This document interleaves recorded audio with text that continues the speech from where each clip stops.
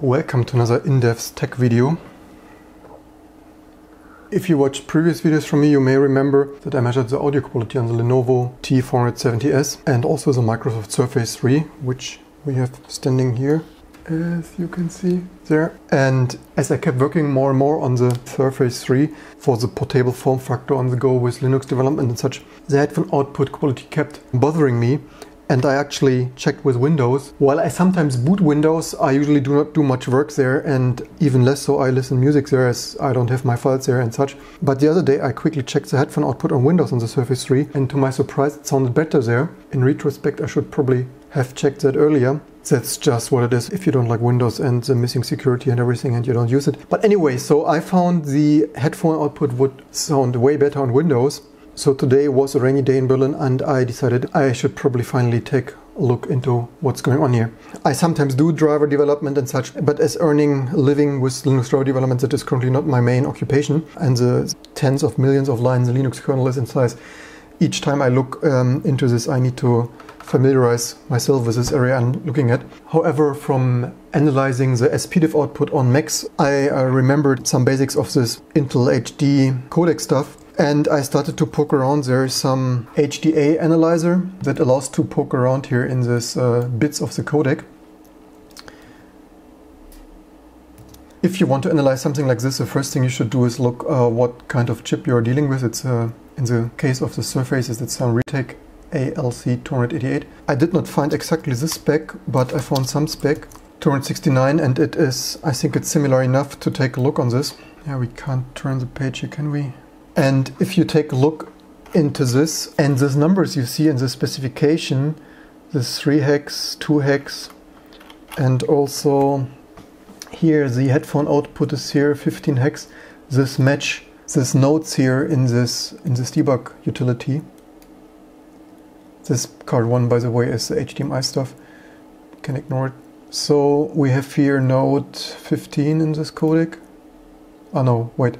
Okay, this codec actually is more similar to the ALC280 codec in the Surface 2 that I have at home. But anyway, so in this ALC288, which is slightly newer, this is headphone playback switch. This is 21 hex.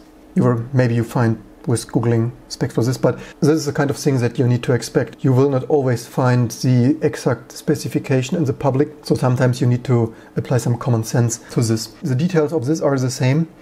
And you can actually poke around here with bits and pieces. And by default, this was on Audio Mixer C hex. Actually playing around at runtime, and while music is running, you actually can switch around here. And switching this to Mixer D, I figured out the music would sound way better. This may look like it's a 5-minute thing. Actually, this kind of thing already takes you quite some time to figure out. Also, for this HDA analyzer thing to work, you need to recompile your kernel with some HWDEP and reconfigure support, which at least my kernel is normally not, so you probably spent already 1 hour waiting for your kernel to build. The short edited video makes it look way simpler than it is. At this point, you probably already spent an hour or 2 or 3 or 4 hours poking around in the specification and the bits and taking a look on things. You will also find this in Proc A Sound. This is card 1 because, oh wait, is it card 2 right now? This is card 2 right now because there is also HDMI and the docking station. And if you look into this codec thing here, you will also find some details of this again. So codec, Realtek ALC288, and you will also find the same nodes here, HDA nodes, that you find in the specification, and you see that here the headphone is 15 hex and 15 hex. Oh wait, this is on the Surface 3, it's slightly newer, it's 21. That is a headphone output jack here, and you find here that here are 2 source PCM streams, PCM out 1, PCM out 2.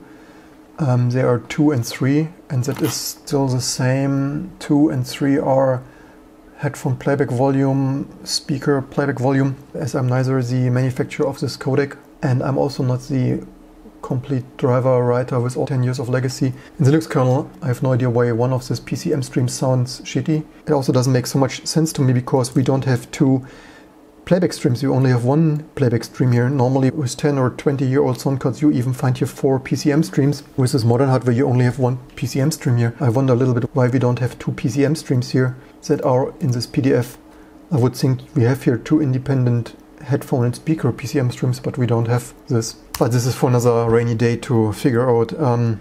Maybe they intentionally hide this not to have the complexity of 2 dedicated PCM streams running for headphone and speaker. As a quick workaround, you could probably hack this in your init scripts to flip this selected output bit in this node. But this is also a quite hacky solution, and I would have had to spend time to figure out how to do this. I thought my time is better spent to actually patch this really in the Linux kernel, that everyone profits from these changes. For this, you extract the Linux kernel source somewhere and configure it with the same configuration, like copying it here from kconfig to .config. If you have the exactly same configuration, you can load and unload this kernel modules at runtime. If you don't have the exact same version and configuration and such, this will either not work due to another version magic or crash and catch fire if brute force loaded and all the pointers to structures don't match, and it will totally crash. Anyway, so with the same configuration, the next thing is to figure out which driver this exactly is. So in our case, this is sound, PCI, HDA, and here you have the main SND HDH Intel driver and some codecs. After poking around here for some hours, there's already some patching going on for all the various bits and pieces that commonly are misconfigured in laptops and such. And what I did in my case is I hacked here some code together to switch over this other better working PCM stream node. Even this sounds way simpler than it was, so actually I was poking around here for quite some longer than it took because all my attempts did not work immediately. I wrote here some new function, ALC288 fix-up headset, that mimics here all the other fix-up structures. Initially I had here some connection override, but this did not really work reliably. It worked a little bit, and I debugged around there for an hour or two and gave up on this stuff. What I wanted to do there was this pin. You see the working one is hex D. So I tried here some HDH override connection list with only this D, and I had the thinking that if I override this connection it would only use the D thing. However, this did not change this list in the debug utility, and it also did not work. The only positive effect it had that when I switched it here, it would not switch it away when reloading the kernel module. However, it would not work on a cold boot. This was not very helpful for what I was trying here. After poking around this for quite a long time, I changed this over so we can actually delete this. I ended up doing some direct coding write, SND HDA codec write to this codec. This NIT is this node ID. The node ID is 21 for the Surface 3. And what I was doing here is this verb. The verb are, when you look into the specification, here are control commands, here somewhere.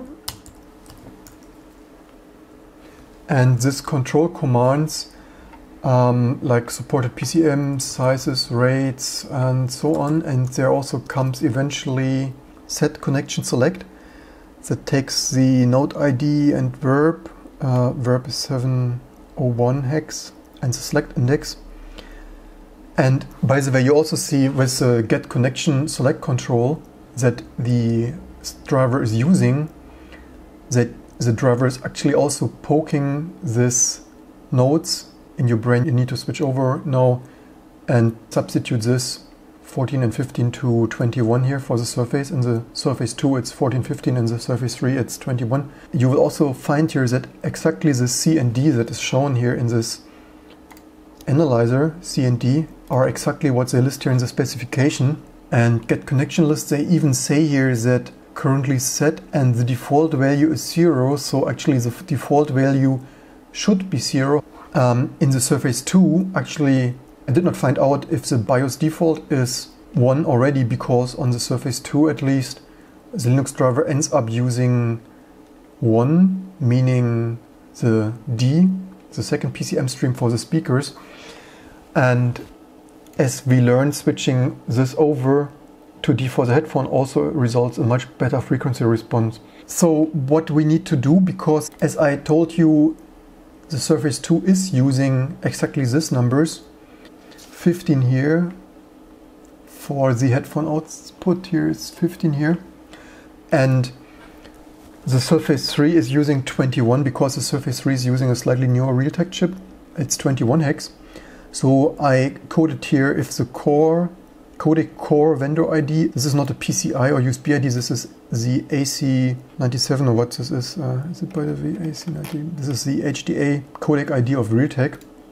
So this is Realtek, and you see this here even is the 280 hex, even is the codec number of the Surface 2. So the Surface 2 is using ALC 280 and the Surface 3 is using 288. So if the codec vendor ID is 280 from the Surface 2, we use the node ID 15 hex, and otherwise we use the node ID 21 hex. This is just a debug output that for us to check that it's really used, and then we use this node ID to set this connection. And to rebuild this, you can just specify this file names to make, to save quite some time rebuilding all the other stuff. And then you can unload this modules, rm remove module, first the Intel HDA. If you do this the other way around, the Linux kernel will complain that the Realtek codec is still in use, and it's still in use now because we have the HDA open. And then we can load them again, first the Realtek codec and then the Intel codec. If you forget to load manually the Realtek codec, insmotting this Intel codec will actually load the installed system Realtek codec, the old one. If you are doing this kind of manual poking around, you always need to be careful what you're loading. You can easily waste hours debugging around and loading the unmodified system module. Let's quickly double check that this is still 21, so this is now using this HexD PCM stream. It's obviously not so easy to record awesome sounding audio from the headphone, which is why we have the oscilloscope here. So like in the last video, we will play some waveforms with SOX, 20,000 Hertz. So this is 20 kilohertz, amplitude 344 millivolt. And like the last time, we can now go down here with the frequencies. We showed you 10 kilohertz, and you see still a nice signal. Then we had 1 kilohertz, and still a nice signal. And then we had 100 hertz. And you see still a really nice signal, and this is much better than the last time. In the last video we already quite a drop here, and now 50 Hertz. And surprisingly even 50 Hertz is now totally awesome. And I can show you running this analyzer thing and switching over this node, you will see immediately 21. If I switch over to this other PCM stream, the signal is totally gone. And so here it's good. This was 50 Hertz, 100 Hertz, 100 Hertz. And you see, as soon as we switch, the signal is here, totally degenerated. And, oh wait, this was 10 Hertz, sorry. But surprisingly the thing here still showed 10 Hertz. 100 Hertz, and you see awesome signal, shit signal, awesome signal, some degenerated frequency filtered, I don't know what shit this is. Yeah, so you see probably quite some difference, and at least I can hear this. The result is really that all the bass is really lacking. And let's show you the square waves from the last time. We had 1 kilohertz. And now here on the surface the square signal looks really quite good, and we can see when we switch over you see this, even 1 kilohertz, it is mangling the signal. Whatever they've done there, I don't know what they have done there. And what else did we get? 500. Yeah, awesome signal. Yeah, mingled, frequency filtered. I don't know what signal. And then we had 100 hertz. You see awesome signal. And yeah, exactly what I showed you the last time. Some frequency filtered shit and some awesome signal. Actually, finding this bit was quite quick after recompiling the kernel to allow me poking around with this HDA analyzer. On this slow hardware, 1 hour took the kernel build. In this time I could do something else, writing our exact scan software or something. And then poking around, surprisingly, I was not even expecting to find this bit so quickly. The longest time really took poking around in this kernel source code and getting this patch to work. This looks so simple. This took many hours of playing around with this, first with this not working connection override thing and reading other patching things and so on. It's, by the way, more than this one line. ALC 288, I also had to hook it up here in this enumeration of fixes. Mine is here, it's an end now, ALC 288 fix up headset. And then also here in this function callback thing, here it is, ALC 288 fix up headset thing, calling my ALC 288 fix up headset function. And then also putting it here in the PCI quirk section, the Surface. Actually, first I thought I need 2 lines here, but actually the subsystem ID for the Surface 2 and 3 is the same for some strange reason. I would have expected that, like on other machines, it's another vendor subsystem ID, but somehow Microsoft used the same subsystem device ID for the Surface Pro 2 and 3, although they use another ALC codec. Why they would use the same ID and not increment this to a unique number, I don't know. This is why we need to differentiate the vendor ID of the Realtek codec here. Otherwise we could have had 2 functions here, one for each subsystem ID, but anyway, doing this, at least it's 1 function less. I also find all of this stuff is way too complicated. This codec stuff is too complicated. These things really should be more simple.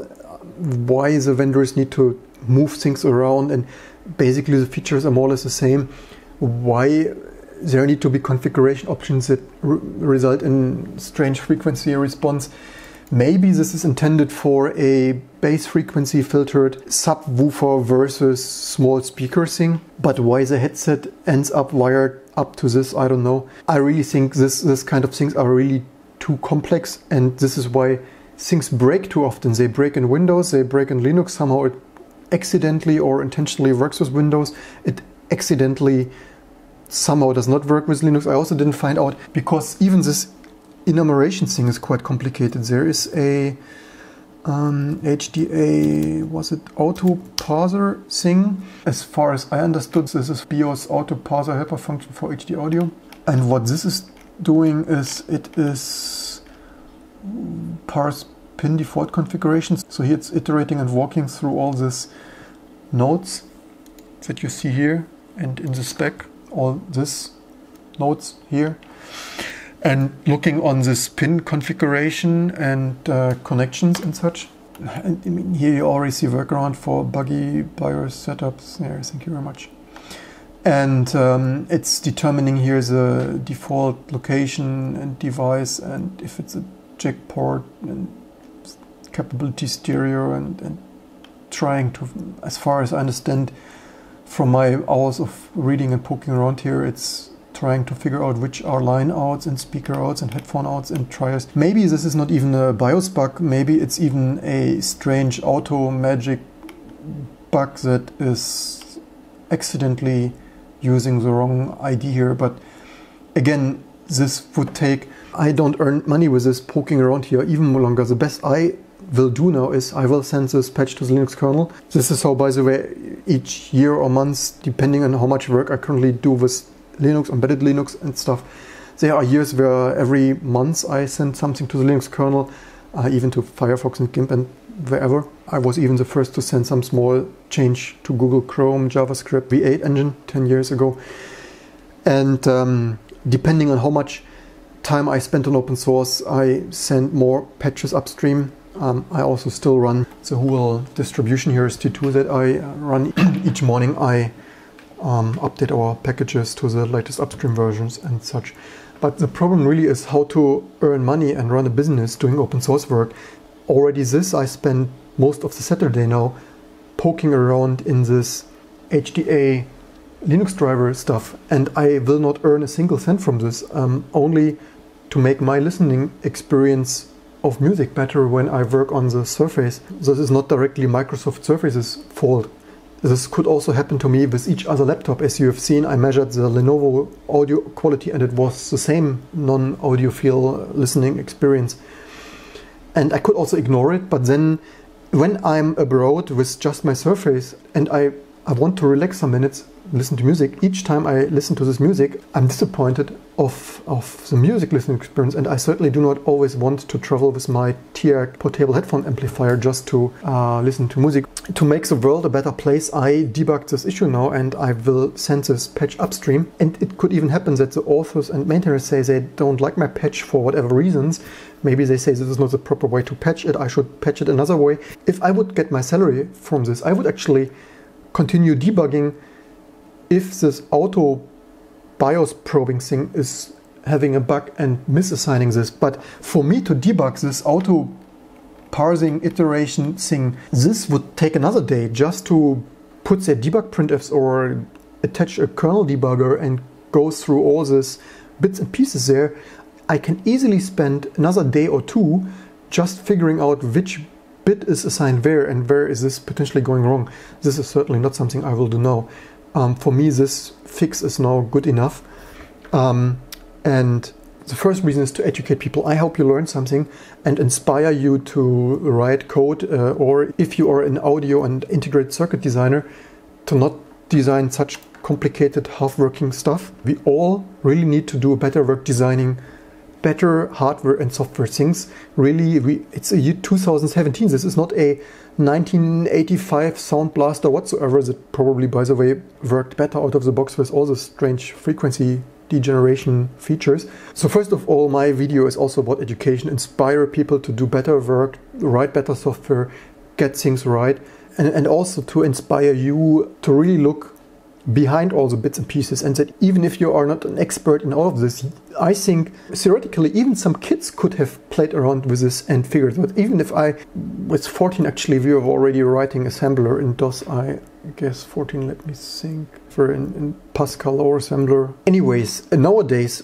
14-year-old kids could play around with this and figure this out. I honestly think motivated people, whether they are 14 years or 40 years, could poke around this and figure this out themselves and learn a great deal out of this. And maybe even advance in their career and use this knowledge for their career later on. The second reason is also to speak about how should open source people earn money. People who are close to me know how much time I spent on open source since around 1998.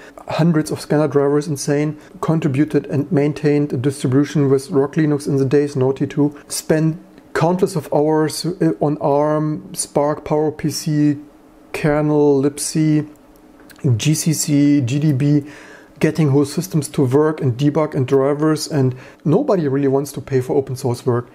And 10 and 20 years ago, it was so hard to sell Linux and open source. Nobody really wanted it. Now people want it, but they still expect to get things nearly for free. It is really hard to make a living of open source, and I think this is a shame, and it would be really awesome if we could all work together to sort this out, to make this work better for everyone. This video is too long anyway already. Yeah, so that's it for today. I hope you learned something. If you have some ideas and contributions how to make a living out of open source work, leave it in the comments below. If you want to support my weekend or daily contributions to open source, don't forget to subscribe and give this video a thumbs up. And I hope to see you soon for the next in-depth tech videos to come. PS, by the way, some tip for low frequency tests of audio outputs. One song I like to use for this is from the Legs and Boots live recording of Tori Amos from some decade ago. Of course, lossless compressed FLAC here. Big Wheel is nice for this. nice bass.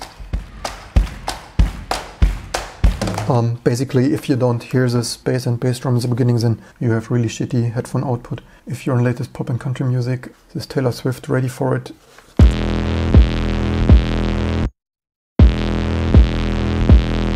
So if this totally low frequency stuff there is not hearable, then you should either check your ears or your listening equipment. Okay, but that's finally the end now, so see you soon.